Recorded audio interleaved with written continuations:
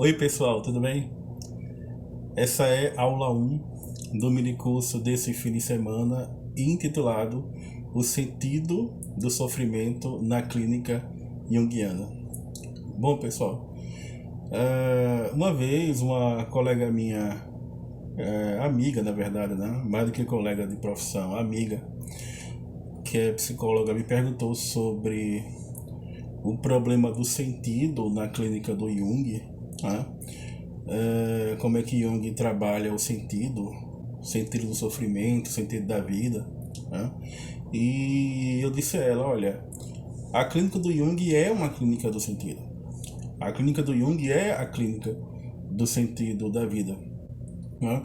Porque o problema do sentido é colocado na obra do Jung de acordo com o seu próprio método de exposição, que se você for observar, segue o seu próprio modelo de análise, que é a circunambulatio, né? Ou seja, que é a circunambulação.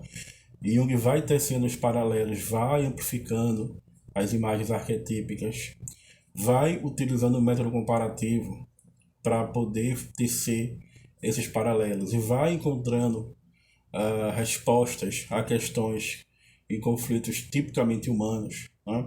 E aqui e acolá ele vai colocando a questão do sentido, como por exemplo na análise dos sonhos, em que Jung diz que não possui nenhuma teoria sobre sonhos, não possui uma metapsicologia, ao contrário de Freud, que possui uma teoria dos sonhos, uma interpretação dos sonhos, mas que ele e Jung colocam o único pressuposto para a análise dos sonhos, que os sonhos possuem sentido. Na vida simbólica, Jung fala tudo é Maya, a deusa da ilusão hindu, perante uma única coisa, que a nossa vida faça sentido. E em suas cartas, Jung escreve que para ele a vida é sentido e a vida é não sentido. E que o sentido e o não sentido duelam o tempo todo e que nesse duelo ele espera que o sentido vença, que o sentido prevaleça, que o sentido ganhe a batalha. Então, a clínica do Jung, se a gente for observar, é uma clínica do sentido e todo o processo terapêutico consiste basicamente em você encontrar o sentido dos fenômenos psicológicos. Como é que o psicólogo junguiano, o terapeuta junguiano vai agir clinicamente? Em busca do sentido. Tá? Em busca do sentido que vai existir, paradoxalmente, também perante o não sentido. A análise em Jung é um confronto com as imagens do inconsciente e é uma tentativa de diálogo entre o campo da consciência com o inconsciente, os dois se modificando e, pela assimilação, a consciência se transformando e o sujeito se transformando em termos de atitude. Tá? Eu acho interessante que eu tenho uma paciente que ela foi tomar a vacina para coronavírus e depois ela adoeceu e faltou uma sessão aqui, né? E aí eu falei com ela pelo telefone, ela me dizendo que estava sofrendo muito porque tinha tomado a vacina. E aí eu aproveitei o tema do sofrimento para acrescentar o tema do sentido, né? Eu disse a ela uma vez, olha, se eu levo o meu gato para tomar vacina, meu gato só vai sentir a dor da vacina, a picada da vacina. Ele não sabe o que é uma vacina. Ele não sabe para que serve aquilo. O gato não tem uma percepção simbólica do mundo como nós temos. E ele apenas vai sofrer e vai sofrer como um bichinho. Tá? Nós não sofremos como um bichinho. Nós, quando levamos a picada da vacina e depois a gente adoece pelos efeitos da vacina, a gente passa pela dor, mas passa pela dor com sentido. E a grande alquimia do sentido é essa, é transformar a dor em significado. Ou seja, a gente sofre, mas a gente não sofre como um bichinho. A gente tem a liberdade de sofrer e de saber para que serve o nosso sofrimento, para que serve aquele sofrimento que eu passei. E a análise em Jung vai tentar descobrir. Tá? Uma coisa que eu sempre achei interessante na psicopatologia junguiana é que a psicopatologia junguiana, creio que mais do que qualquer outra psicopatologia, é uma psicopatologia do sentido. Como assim? Toda doença que se manifesta no organismo, a psique depende do corpo, o corpo depende da psique. Toda doença que se manifesta na psique, do corpo, né, vem com a possibilidade, como uma tentativa de autocura. Tá? O próprio Jung disse uma vez que nós não curamos a neurose nos cura. Tá? E se você for observar, por exemplo, o que é a neurose? A neurose é uma autotentativa de cura. A neurose em Jung é uma desunião consigo mesmo.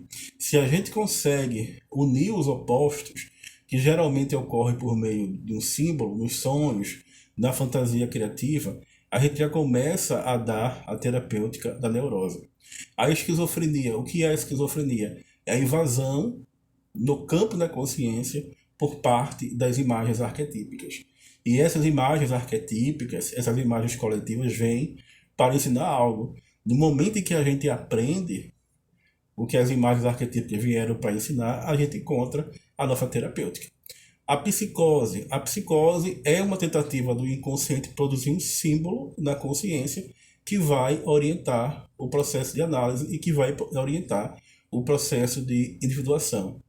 Mesmo a depressão, que no sentido alquímico pode ser considerado como a fase do nigredo, a fase do escurecimento da alma, ou a ansiedade, podem ser considerados, no sentido alquímico, né, a calcinácio, né, a calcinação, como se você estivesse pegando fogo, né, aquela fogueira no peito, aquelas borboletas no estômago. Né, transtorno de borderline, transtorno afetivo bipolar, em que a alma do sujeito parece estar dissociada, é uma tentativa também de comunicação dos opostos. Né? Então, todo fenômeno anímico em Jung, quando é encarado sob a perspectiva do inconsciente, é encarado como um ato simbólico, como um símbolo.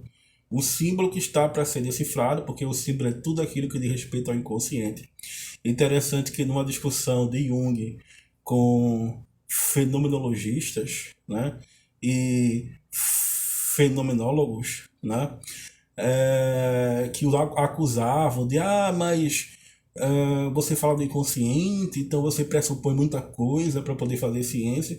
E Jung falou uma vez, né, olha, quando eu falo do inconsciente, eu só estou pressupondo uma única coisa, a minha ignorância. Ou seja, a falar em inconsciente é pressupor nossa própria ignorância em relação ao inconsciente.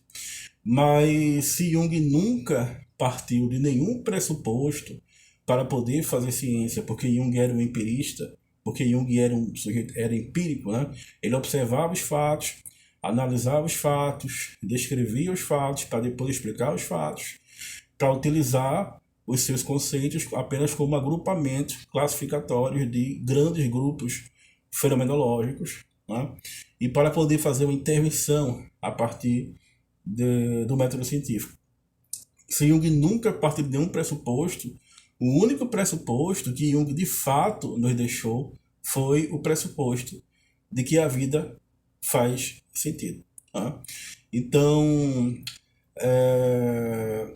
procurar clinicamente, agir terapeuticamente, construindo o sentido, procurando observar como o inconsciente constrói o sentido para que a consciência possa vivenciar o sentido, no sentido de se autocurar, é um grande demarque, é uma grande demarcação do método científico e da prática clínica do próprio Jung. Dizem até que Jung, quando descobriu o luminoso na alma humana, né, o luminoso que ele foi estudar na teologia do Rudolf Otto, que era um teólogo da época, teólogo alemão, né, que é a energia psíquica específica do arquétipo, que é avassaladora, que é transformadora, que é objetiva, que é coletiva. Dizem que Jung teria dito: a partir de agora eu não me interesso mais por neurose. Por quê? Porque eu encontrei algo na alma humana que, perante esse algo, esse dado objetivo, a neurose deixa de existir. Então, se a neurose deixa de existir, perante esse algo que é objetivo, né, a neurose não é o mais importante. O mais importante é o luminoso. E aí o que a gente tem que fazer é comunicar esse luminoso ao sofrimento. Né? O luminoso é o que a gente pode falar de sentido objetivo da vida psicológica, da vida psíquica, que é esse contato vivo e criativo com o inconsciente. É isso, pessoal. Muito obrigado.